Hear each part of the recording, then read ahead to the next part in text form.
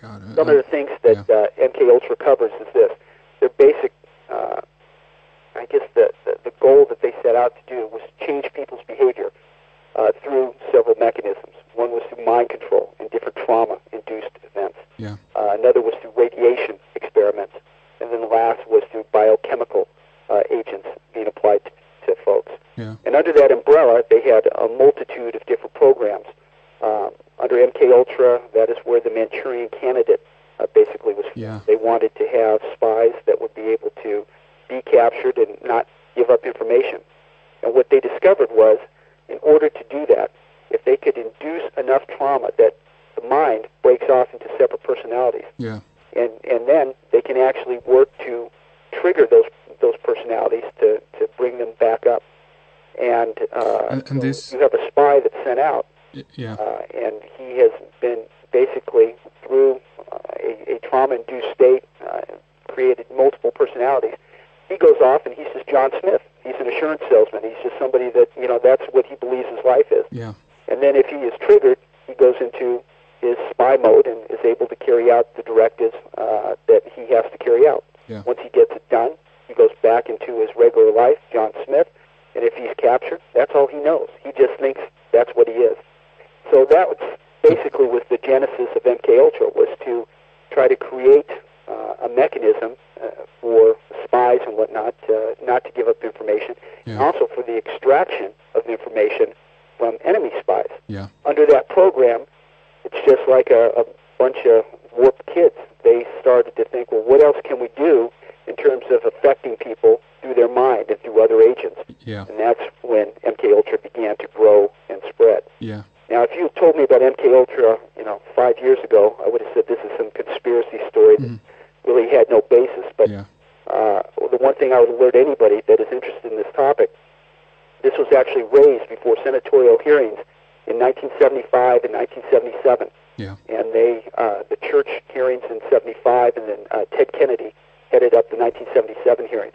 And this was made public record. You can get on the internet and actually get the transcripts from these hearings. Yeah. And what came out at these public hearings is just horrifying. They condemned the projects. They were using unwitting participants to experiment on, and they created a big splash and then kind of died away. Yeah. But the question they did not ask was, for these people that were trained up with these abilities to affect other people's mental abilities, did they ever do anything in their private life from their training that we should look into? Yeah. That's one question that has not been asked. The best example I can give is if they taught you how to make a nuclear weapon and then they just sent you out into public and didn't watch you.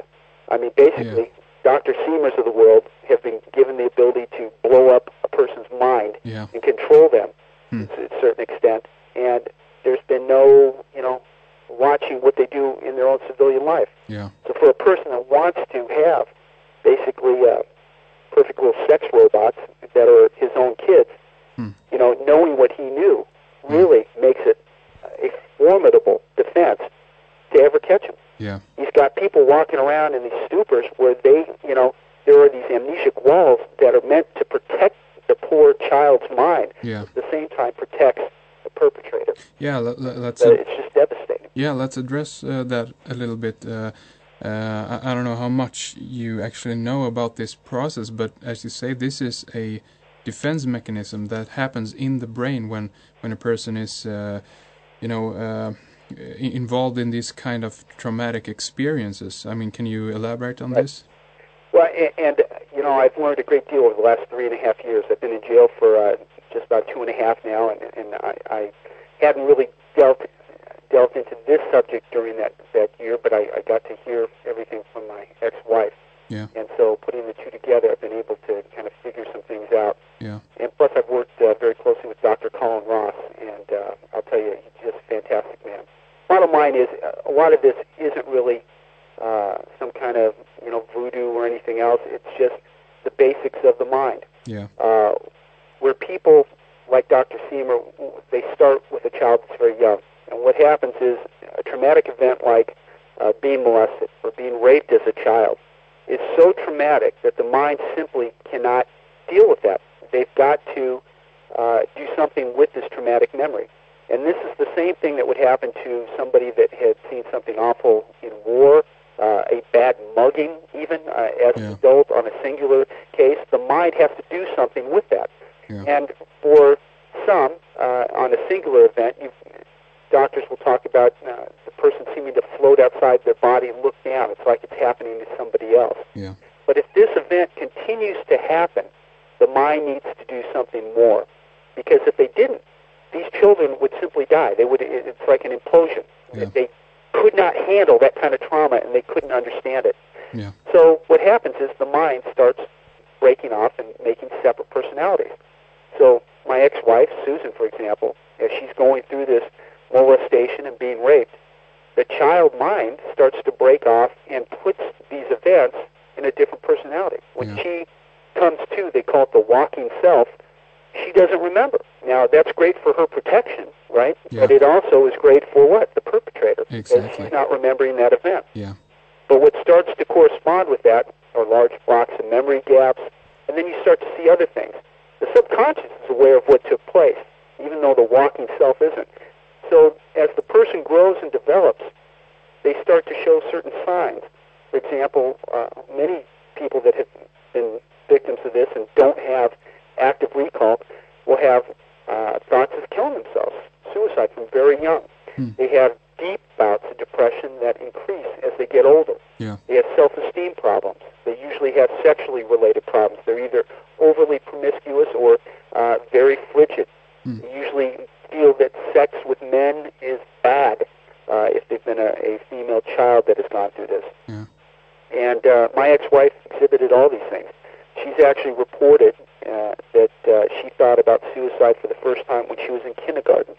And I just ask, the audience to think about that. If you have kids or even on your own childhood, what child would think that killing themselves at 5 years old is a better option than what they're living through? Something very, very traumatic has to be going on for a child to be in that place. Yeah. And we actually ran down and an investigator talked to her best friend that was in elementary school. We found her and actually interviewed her. She confirmed that Sue would talk about suicide as early as 4th grade. So it wasn't a fleeting thought. It continued on. Yeah. And that was because of what was going on. And to finish off this process, what happens is, as a youngster, if you are breaking off into separate personalities, well then as you get to become an adult, it happens much easier.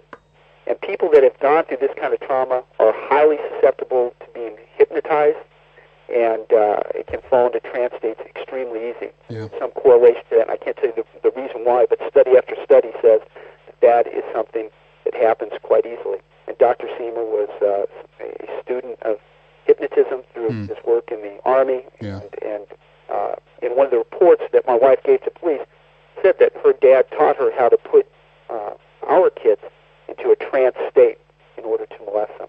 And that's and the horrifying thing about this, and part of the reason I feel compelled to talk about this is these poor people that are victims need to be found, and they need to get some help. And once they can deal with what happened, and it can come out, and they can actually start to talk about this and realize what happened, health can be attained. It really can be.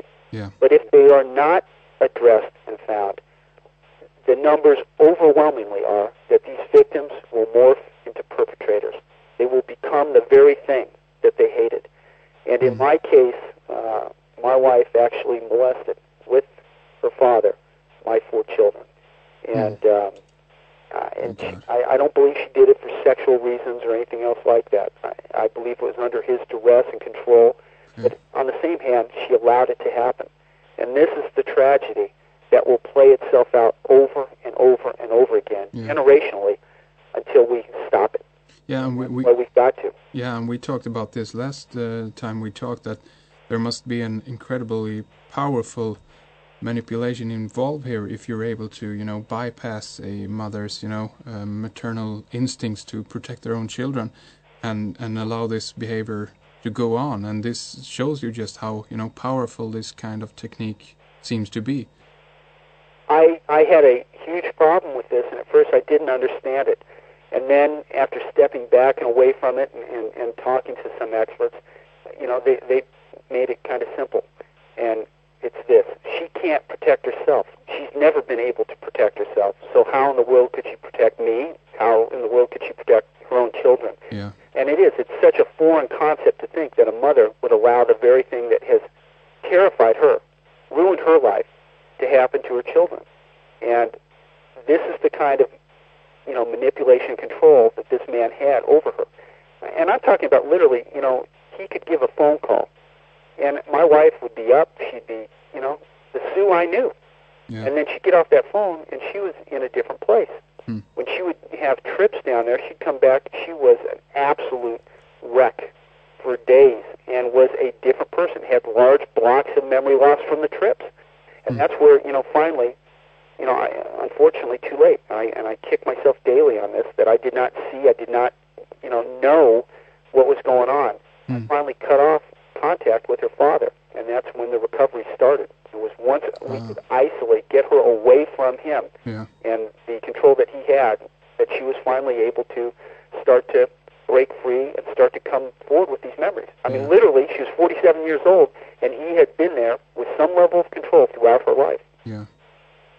My God. And do you know, how many different individuals basically that do you know if one is able to, then in this process to program, different types of personalities or even multiple, is there any, end to this, No, Dr. Ross and other experts as well. I've read so much material on this, in this area. Yeah.